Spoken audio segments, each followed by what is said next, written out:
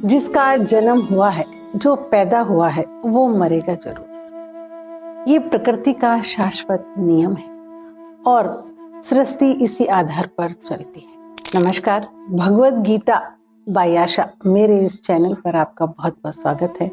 भगवत गीता की इस जर्नी में हम पहुंच चुके हैं अध्याय 2 के आज 20वें श्लोक तक। देखिए, भगवान कृष्ण अर्जुन को एक ही बात को अलग अलग तरीके से समझा रहे हैं। बात एक ही है कि शरीर तो मरेगा ही और आत्मा कभी नहीं मरेगी। आजकल जो कई श्लोकों में बार बार एक ही जिक्र आ रहा है, लेकिन भगवान कृष्ण अर्जुन को अलग अलग तरीके से इसलिए समझा रहे हैं ताकि अर्जुन को समझ में आए कि ना तू मारने वाला है, ना ही जो तेरे सामने खड़े हैं ये मरने वाले हैं। तू भी आत्मा है और वो भी आत्मा है।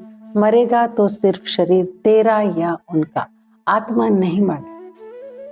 20वें श्लोक में भी भगवान कृष्ण यही कह रहे हैं, जायते वान म्रियते, मतलब इस आत्मा का अयम न कदाचित, अयम शब्द आत्मा के लिए आया है कि इसका जन्म नहीं होता, न ही ये मरती है।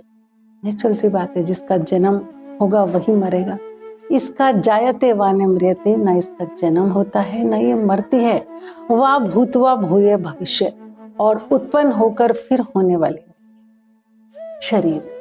शरीर के 6 विकार हैं। नंबर 1, शरीर जन्म लेता है, वो दिखता है, उसकी सत्ता है, वो बदलता है, वो घटता है, वो बढ़ता है। लेकिन ये विकार आत्मा में नहीं है। और हम देखते भी हैं, शरीर बच्चा पहले छोटा होता है, बदल जाता है, बढ़ता है, घटता है, उसका एक सत्ता है, शरीर दिखाई देता है। ये 6 विकार शरीर में है, आत्मा में नहीं है। ना आत्मा जन्मती है, ना ही वो मरती है, और ऐसा कभी नहीं होता, ना कदाचित है। और वो उत्पन्न होकर फिर होने वाली नहीं है। शरीर की तरह अयम अजम नित्य शाश्वत प्राण, और ये अजन्मी है, मतलब इसका जन्म नहीं होता, नित्य है, हमेशा शाश्वत है, पुराण अनादि है। ये सारे विशेषण आत्मा के लिए आए हुए हैं। अज नित्य शाश्वत पुराण है कि ये अनादि, हमें नहीं पता ये कब से है, इसका जन्म भी नहीं है, और शाश्वत हमेशा रहने वाली है, और इसका जन्म मरण नहीं हो। आत्मा, देखिए, जैसे बहुत सारे लोगों को कहा जाता है महात्मा, जिसकी आत्मा महान हो जाती है वो महात्मा, परमात्मा, परमात्मा।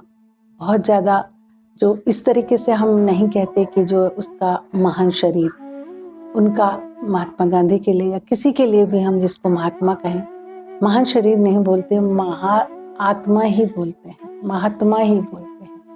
क्यों? क्योंकि असलियत में तो रहने वाली आत्मा ही है। आत्मा इस शरीर में थी, कार्य भले ही शरीर ने किए हों सारे, लेकिन वो अजन्मी, अनित्य, पुराण, शाश्वत, अंदर तो वो आत्मा ही थी। शरीरे हन्य माने न हन्यते, और इस शरीर को ये मर जाए शरीर तो भी ये नहीं मरती, और इस शरीर को कोई मार दे, कोई दूसरा इसका मर्डर कर दे तो भी नहीं मरती। ये ऐसी की ऐसी ही रहती है।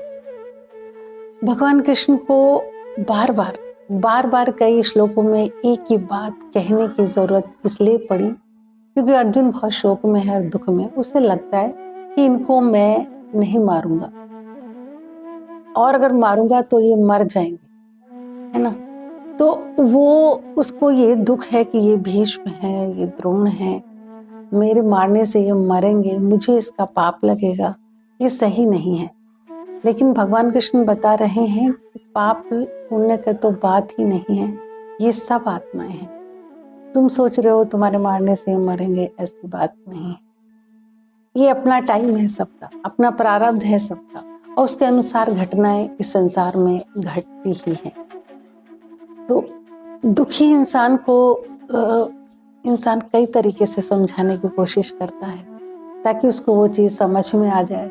यही भगवान कृष्ण कर रहे हैं अर्जुन के साथ। एक ही बात को वो बार बार कह रहे हैं, ये शरीर मरेगा, आत्मा नहीं मरेगी। वो मेरा हो, तुम्हारा हो, या इन योद्धाओं का हो, वो वैसी की वैसी ही रहेगी। वो अगले शरीरों में चलेगी, उसे कोई और नया शरीर मिल जाएगा, वो नहीं मरेगी। अपने संस्कारों को लेकर, अपने कर्मों के हिसाब किताब को लेकर। कुछ लोग जन्म से ही एक विशेष कार्य में बहुत रुचि रखते हैं, या संत स्वभाव के होते हैं या दुष्ट स्वभाव के होते हैं, वो अपने संस्कार लेकर आए हैं। कुछों को म्यूजिक ही पसंद है, कहीं ना कहीं पिछले जन्म में उनने उन चीजों पे वर्क किया है और काफी मास्टरी हासिल की है, इसलिए लोग बाग इस जन्म में भी आकर बहुत जल्दी कम उम्र में बहुत ज्यादा कुछ चीजों पर मास्टरी हासिल कर लेते हैं। तो वो आत्मा के संस्कार में सब पड़े हुए हैं, शरीर बदला है बस। हर इंसान अलग अलग इसलिए है क्योंकि वो अपने संस्कारों के अनुसार अलग अलग है। 20वें श्लोक में भी यही है और पिछले 3-4 श्लोकों में भी यही बात बार बार कही गई है, लेकिन हम इसको समझना नहीं चाहते क्योंकि जो चीज दिखाई देती है हम उसके बारे में सोचते हैं। शरीर दिखाई दे रहा है तो